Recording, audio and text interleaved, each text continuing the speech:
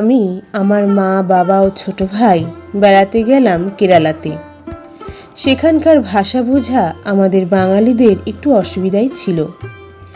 কেরালাতে আমার ছোটবেলার বান্ধবীর দাদার বাড়ি ছিল। কাজের সূত্রে আসার পর এইখানে বাড়ি বানায়। তারপর কেরালায় একটি মেয়েকে বিয়ে করে সংসার করে। ভালোই আছে ওরা। আমাদের সাথে ওই বান্ধবীও ছিল। আমরা হোটেল বুক করেছিলাম আগেই। আর আমার বান্ধবী পিঙ্কি তার নিজের দাদার বাড়িতে গিয়ে উঠল। সবাই একদিন পিঙ্কির দাদার বাড়িতে গেলাম। খুব ভালো লাগলো। সুব্রতদার স্ত্রী পামেলা ও ছোট্ট মেয়ে মিঠু আমাদেরকে আপন করে নিল। কিছুতেই আর হোটেলে থাকতে দেবে না। সুব্রতদা বলল, আমার বাড়ি থাকতে তোমরা কেন হোটেলে থাকবে? তোমরা আমার আপনজন, এটা কি মানায়? না না, আমি কিছু শুনবো না, আপনাদেরকে এখানেই থাকতে হবে। বাধ্য হলাম থাকতে। বাবাকে রাজি করলাম। আমি সুব্রতদাকে বললাম, দাদা আমরা তো 15 দিন থাকবো। তাতে কি হয়েছে? 15 দিন কেন, 1 মাস থাকো, কোনো সমস্যা নেই। একদিন আমরা সবাই বেড়াতে বেরিয়েছি। দেখি একটা জায়গায় অনেক ভিড়। আমরা সবাই এগিয়ে গিয়ে দেখি একটি ছেলেকে 2 জন লোক খুব মারধর করছে। তাই দেখে দাদা বলে, চলে এসো, নিশ্চয়ই ছেলেটি চোর, তাই এত মার খাচ্ছে। কিন্তু আমি খুব মেধাবী মেয়ে, ভয় একটু কম পাই। আগে দেখব কোনটা সত্যি কোনটা মিথ্যা, তারপর বিচার। যদিও আমি অন্য জায়গার, তবুও ছেলেটির কান্না দেখে খুব খারাপ লাগছিল আমার। খুব মায়া জড়ানো চোখ দুটো, তা থেকে অনর্গল জল পড়ছে। ছেলেটি বলছে, কেন মারছো আমাকে, ছেড়ে দাও। সব শুনে আমি সামনে এগিয়ে দাঁড়ালাম।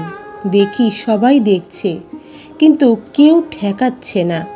আমি মনে মনে ভাবলাম, যদি ছেলেটি দোষীও হয় তবুও মানুষ তো, এইভাবে কেউ মারে? আমি বললাম, দাঁড়াও, কেউ ওর গায়ে হাত দেবে না। কি করেছে ও? ও চোর। তাই কোনো কিছু বিচার না করে কখনো কাউকে চোর বলা যায় না। এই ছেলেটা, বলো তো কি হয়েছে? দেখুন, আমি সোনার দোকানের কর্মচারী। সেই দোকানে এরা দুজনও কাজ করে আর শুধু চুরি করে। আমি ভালোর জন্য মালিকের ভাইকে বলে দিয়েছি, আর সেই জন্য ওরা আমাকে রাস্তায় একা পেয়ে মারতে মারতে শেষ করে ফেলছে, কিছু বলতে দিচ্ছে না। ও, এই ব্যাপার। আচ্ছা, আপনার নাম কি আর বাড়ি কোথায়? আমার নাম রতন। আমার বাড়ি নেই, মালিকের বাড়িতেই থাকি। বেশ, মালিকের বাড়ির ঠিকানা বলুন। ও ঠিকানাটা আমাকে বলল। আমি আমার বান্ধবীর দাদাকে বললাম, দাদা আমাকে একটু সাহায্য করবে? হ্যাঁ নিশ্চয়ই করবো বোন, কিন্তু কি করতে হবে? তুমি আমার সঙ্গে রতনের মালিকের বাড়িতে যাবে। সব বুঝলাম, কিন্তু তুমি তো এখানে ঘুরতে এসেছো, কেন এসব ঝামেলা নিজেকে জড়াচ্ছ? দাদা, আমি কখনো অন্যায়কে প্রশ্রয় দিতে পছন্দ করি না। আর তাছাড়া চোখের সামনে নির্দোষ একটা মানুষ অযথা শাস্তি পাবে, সেটা আমি মেনে নিতে পারবো না। পরের দিন ওই সোনার দোকানের মালিকের বাড়িতে গেলাম। আমাকে আর দাদাকে দেখে রতন অবাক হয়ে গেল। আর ওই বদমাস ছেলে দুটো আমাদের দেখে চমকে উঠল। আমি মালিক মহাশয়কে বললাম, আচ্ছা, আপনার দোকান কে দেখাশোনা করে? আমার ছোট ভাই, কারণ খুব সৎ। কিন্তু আপনারা কারা আর এইসব জিজ্ঞাসা কেন করছেন? হঠাৎ পাশ থেকে একজন বলে উঠল, কি হয়েছে কি? আমি দোকান খেয়াল রাখি, কিন্তু আপনাদের এত কথা কেন বলবো?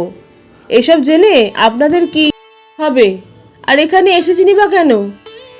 হ্যাঁ, এখানে এসেছি একজনের মুখোশ খুলতে। মালিক বিজনবাবু বলে উঠলেন, কি বলছেন, কার মুখোশ?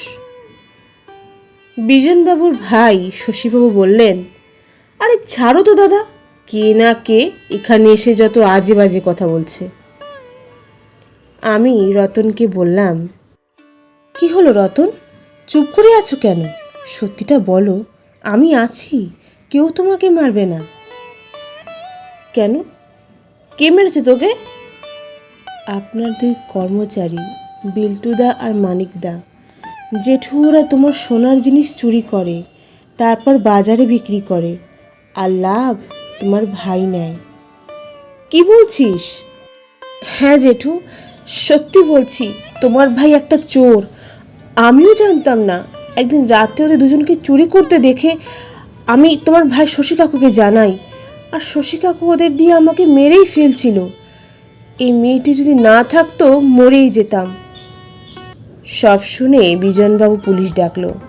ও তার ভাই শশীবাবুকে এবং দুই কর্মচারীকে পুলিশের কাছে ধরিয়ে দিল।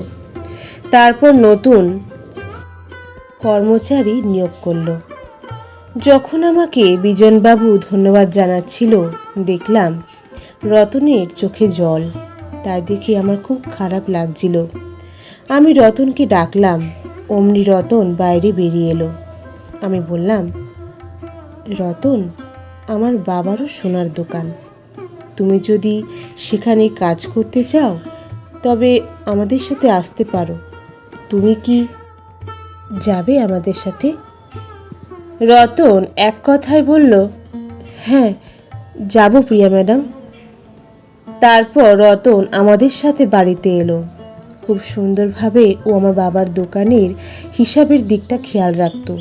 এবং এমন একদিন এলো যে আমি রতনকে ভালোবেসে ফেললাম। বাবা মাকে জানাতে তারাও রাজি হয়ে গেল।